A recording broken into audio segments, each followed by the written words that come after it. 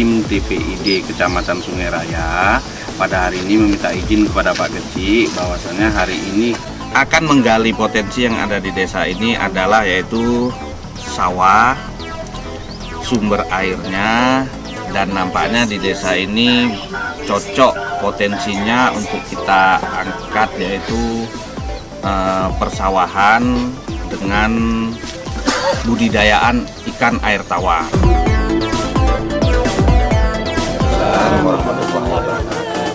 Memang di desa kami ini air sangat berlimpah dan sawahnya pun sangat cocok untuk kami programkan.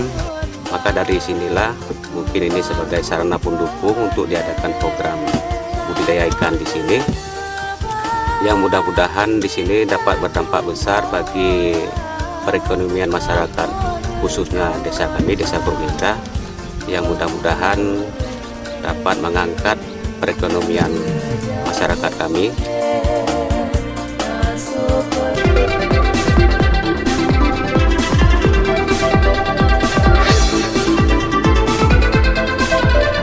Jadi pada tahun 2017 kami sudah melakukan penganggaran sumur bor sebanyak 4 unit dan 2018 sebanyak 2 unit melalui dana ADG Gampung untuk mencukupi pengairan air ke sawah di Desa Purwinka guna untuk melakukan mencukupi kebutuhan pengairan sawah kami, yang mudah-mudahan dengan adanya sumur bor ini bisa meningkatkan produksi hasil panen kami.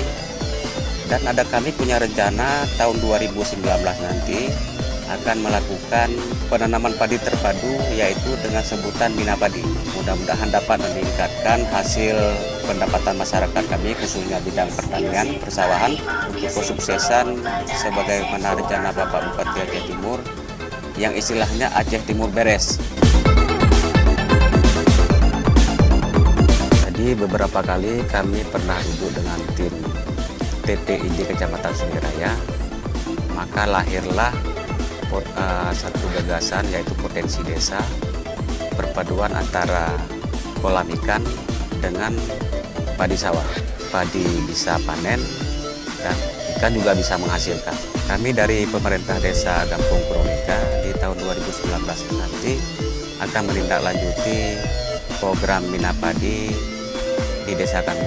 Dari proses ini kami bersama masyarakat Gampung Purwinka mendapatkan pembelajaran baru tentang perpaduan kolam ikan dengan padi sawah, yaitu Bina Padi.